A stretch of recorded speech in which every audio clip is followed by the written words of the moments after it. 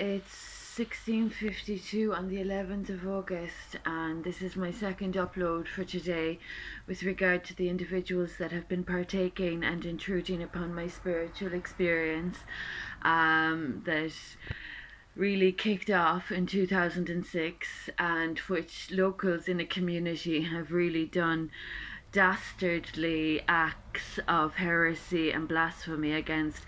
So I'm fully entitled to represent my circumstances as they really are.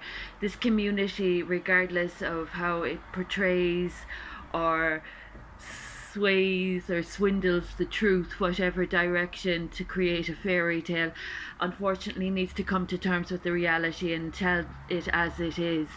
And as an anthropologist, as someone qualified in the media and broadcasting, I have an obligation to the heritage of this country and beyond in Europe, particularly Great Britain. Even though not in Europe, the issue is with regard to the truth and the issue of people that have proclaimed to be of Christianity and Catholicism that are acting against those doctrines, beliefs, and those values.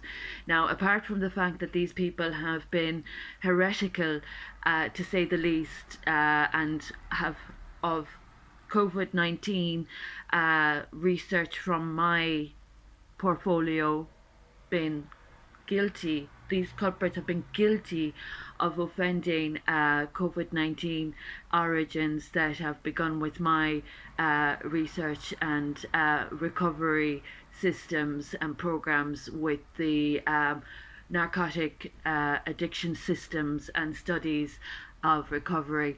So people that have only been in their 20s graduating from circumstances that aren't actually based on the protocol of COVID-19, I would suggest for those people, don't offend my academic research and try not to offend with forgery or fraud. My spiritual identity has been offended, and unfortunately, that brings into play the issue of heresy and blasphemy that I've single-handedly treated by the culprits that have been money laundering in this community. So the United Nations, this is a huge issue of corruption and blasphemy against the Vatican Church. I'm a zero tolerance royal. I really don't tolerate people suffering crime at the hands of stupidity and ignorance. And I'm fully aware there are ASBOs fully prepared to cause more retaliatory crimes without any sense of the cost of what damages they've already incurred, the damages that they've caused, and the cost that they owe to human life, most notably my child.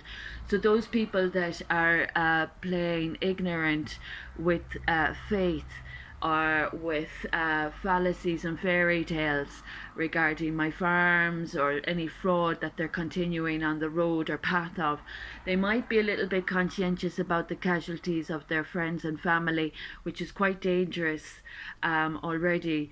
I act in good faith, I practice good faith. I work with about 5 or 6 faiths. So those people that are messing around with God's house should be really careful about what they've done in other people's homes.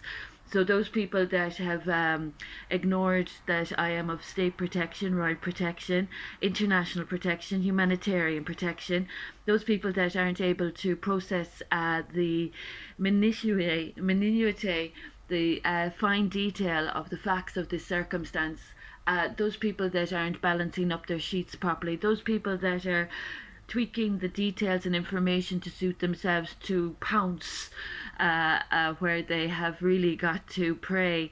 Really, that's with AY, the issue of people that have no respect for good practice or good faith should be really careful about where they're walking illegally or unlawfully or without consideration, where they've blasphemed against the Hippocratic Oath, which is quite dangerous, I believe.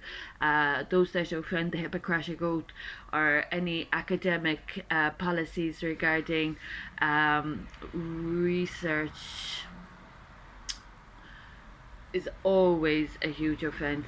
So, just with regard to those that are playing with my spiritual purpose or my spiritual experience, be careful about the damages that I have to heal. I'm in a self healing process. Artificial damages are not being treated by general practitioners that are blacklisted by offences they've caused against the Hippocratic Oath. So, those people that are not comprehending that the boundaries with regard to damages of faith practices or false allegations or any slander or any theft from me. There's been a lot of stealing from me. There's been a lot of slandering, and these people really are not supported by faith or family. So those that have offended my bodily integrity or my baby boy's bodily integrity, please be careful about continuing on these problems that you're making in County Kerry. Do your sums, stop embarrassing the country with crimes against my good name. Stay away from my farms where there has been damages to my child and the church and the constitution. Try and uphold a little bit of the democracy's integrity.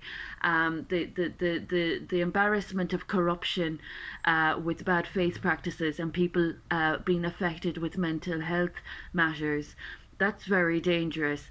And then the culprits that are insisting to be of my legislation input, that's very dangerous creative intellectual fraud. And it is more serious than treason, actually. So, as I've said, treason is put away as a possibility for these people that aren't recognised in any crimes against my royal titles. Those people that are causing unnatural conditions or that are cheeky in their proximity of me without respect for the law, unfortunately will have to be paid a visit by the law some way or another, you know, the way the law calls.